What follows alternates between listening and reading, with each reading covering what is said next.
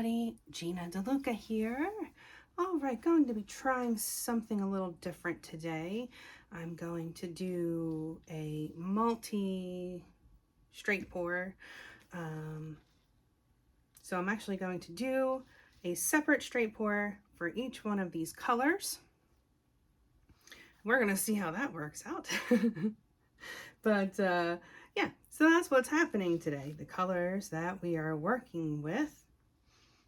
This background color is a mixture of Amsterdam Permanent Blue Violet and Brilliant Blue. For the yellow, we have Cadmium Yellow Deep Hue. The orange, that's the Liquitex Basics. The orange is Cadmium Red Medium Hue. And we have Quinacridone Magenta, Phthalo Blue, Phthalo Green, and the purple is the Permanent Blue Violet. So these 6 colors have been mixed with some DecoArt Americana Decor Scent Enamels in pure white. So I do half satin enamel, half of the colored paint, mix that together, and then I consider that once it's mixed together, that's 1 part paint. And then I add 2 parts Floetrol to that. Sometimes you can do 3. It depends on what kind of paint you are using. If it's a higher quality paint, the Amsterdam acrylics are very highly pigmented, so that can actually take a 3-to-1 very easily. And then I add water until I get the consistency that I'm looking for, which is, this is a 2 on my consistency scale. It does make a mound, but it disappears quickly. It's making a nice, thin, even stream off of my stick. And if it gets thick and then thin again, and thick and thin, your consistency is inconsistent and you need to keep on mixing. The background paint is mixed the same way, 1 part paint to 3 parts Floetrol. You can do 2. I did 3 because it's Amsterdam. I can get away with that. And those are the colors that we are working with. Before we get started, have you seen the Fluid Art inspiration cards? If you have, you can fast forward about a minute. But if you have not, what we have are 52 cards. There are 42 technique cards.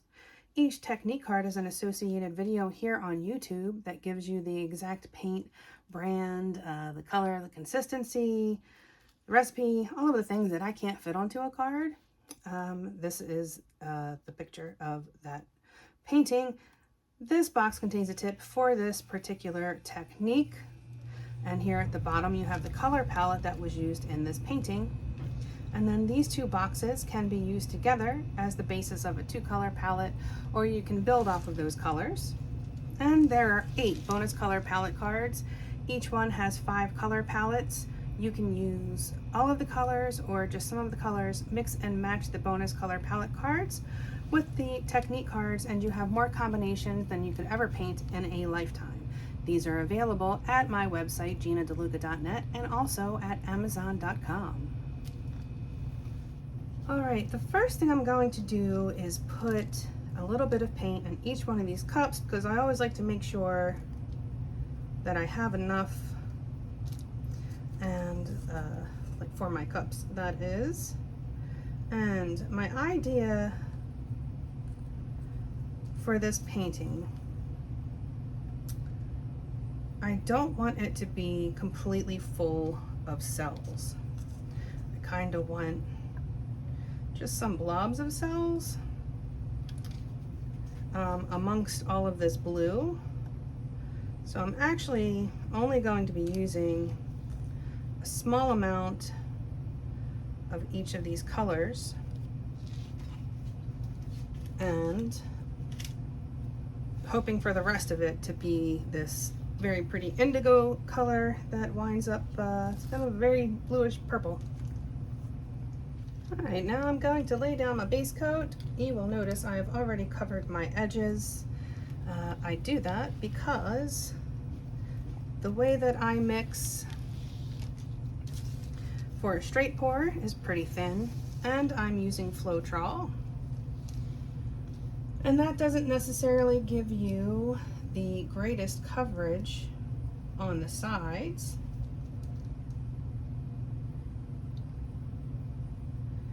So if I paint it beforehand, I don't have to worry about touching it up later, and that definitely is beneficial when you have a custom blended color like this, because it would be difficult to match.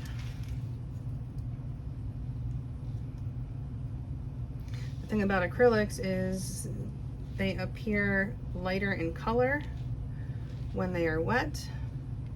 So when you're trying to color match, you actually have to imagine that it's darker than it is. So acrylics can be a challenge to color match. Okay. I will come in and touch up those sides in a moment.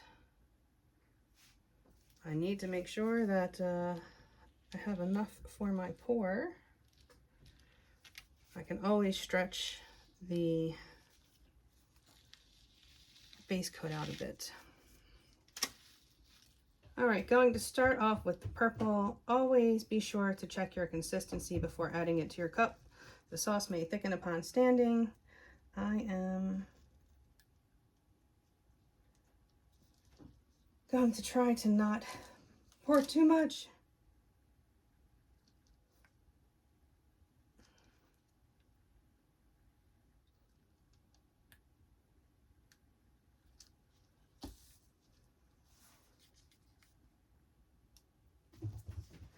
These bartending skills come in handy every now and then.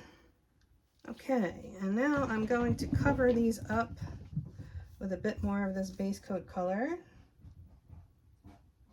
The cats are going crazy upstairs, apparently. This is going to be too much paint. I am not good at like doing things small. Oy.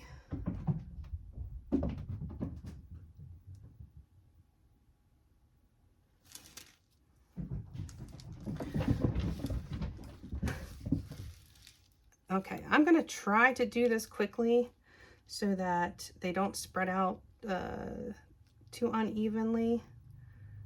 We're gonna see how this goes, pouring at the same time, doing it quick.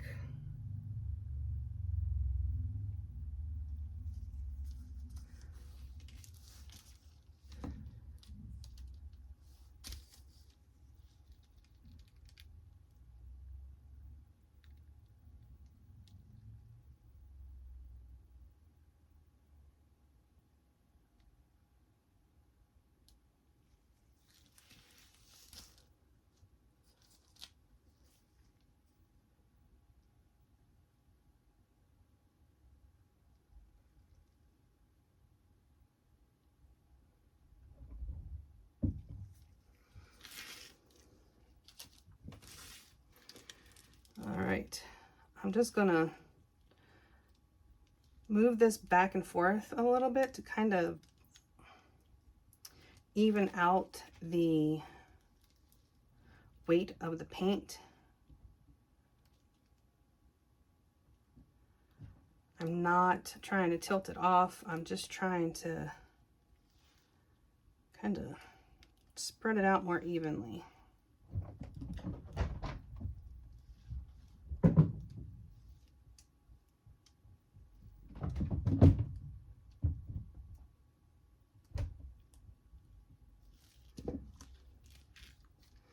All right.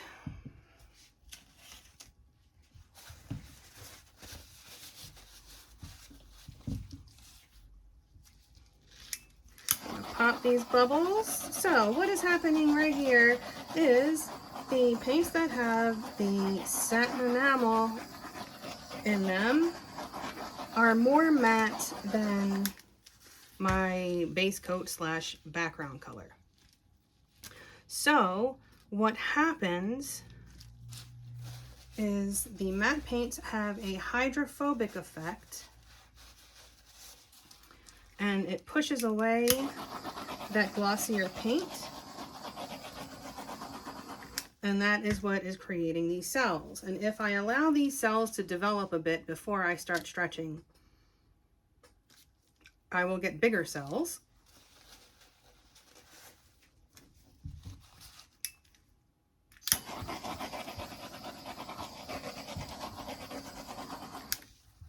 And when I use the torch, what is happening, there are bubbles in the underlying layers. And when you pop the bubbles with the torch, it is bringing up that air bubble, but it's also bringing the paint from the underlying layers with it. And that paint is the satin enamel mix.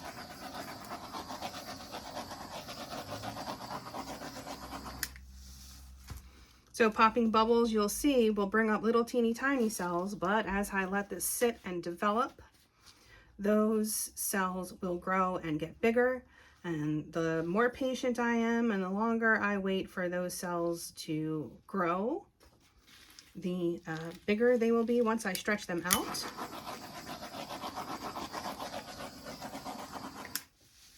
When you're lighting your torch, don't hold it pointing at your painting or like directly at your painting. That first blast is extra hot and you can scorch your paint. We don't want that.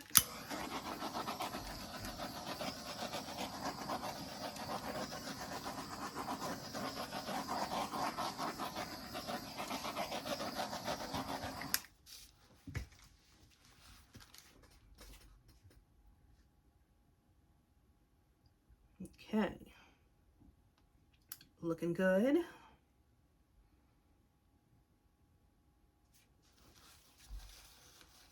Still feel like I'm going to wind up with more cells than I intended. I kind of wanted it to be a bit more sparse. I think I probably only need to use a tiny bit, like a tiny bit of the Cell Makers.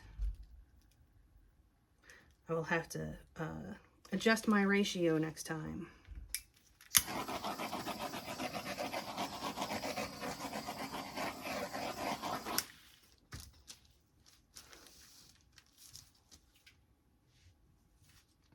So the more patient you are at this point, the more patient you are allowing these cells to pop up, the bigger your cells will be when you stretch them.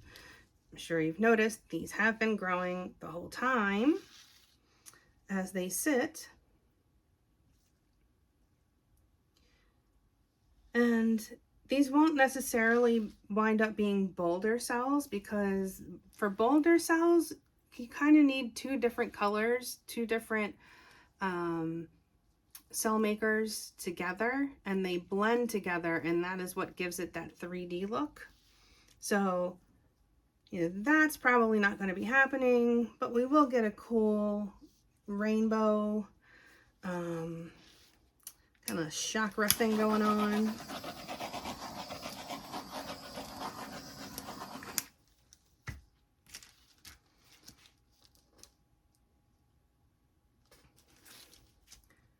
And once we stretch it out, we'll get a bit more of like organic vibes going on with the cells.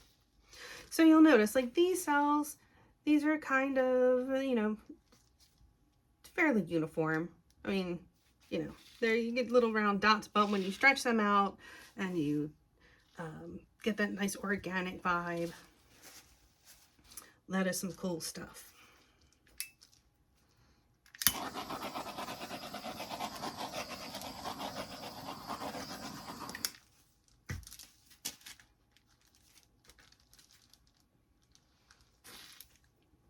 All right, I think I'm going to give her a stretch now.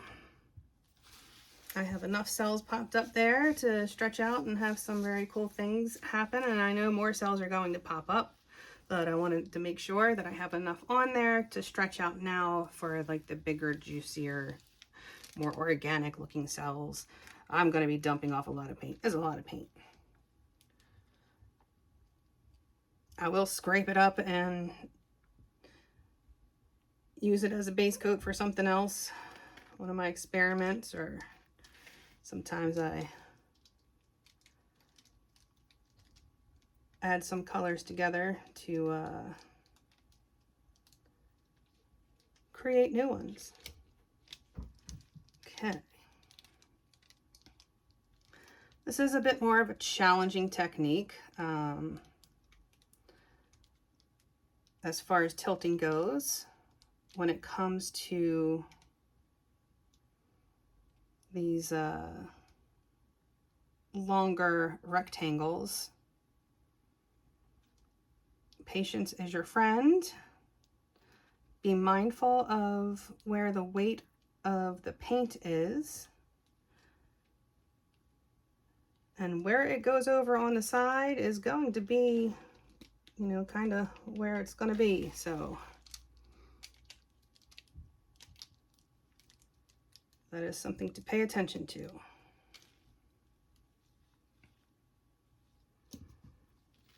So you can see it went over the edge here, and now it's kind of more like on a diagonal.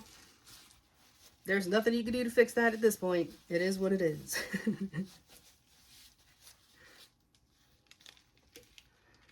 Not much you can do to fix it anyway.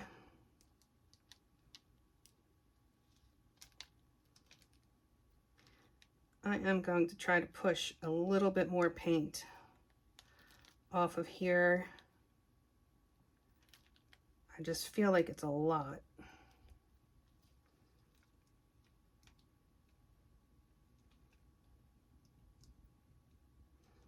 I'm not worried about cells. I know I'm going to get them.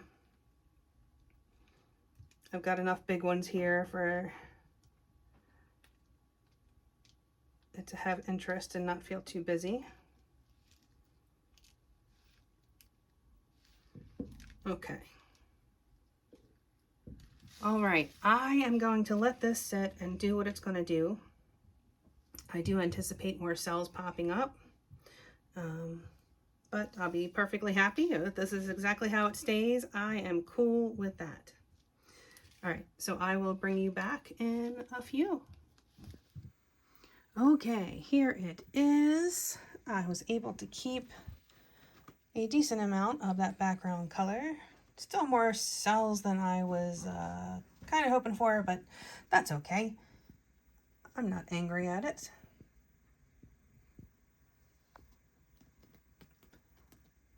But there it is. I think next time I will just use less of the cell maker. And yeah, so hope you enjoyed. I hope you learned something. If you did, please do like, share, and subscribe. All of that good stuff.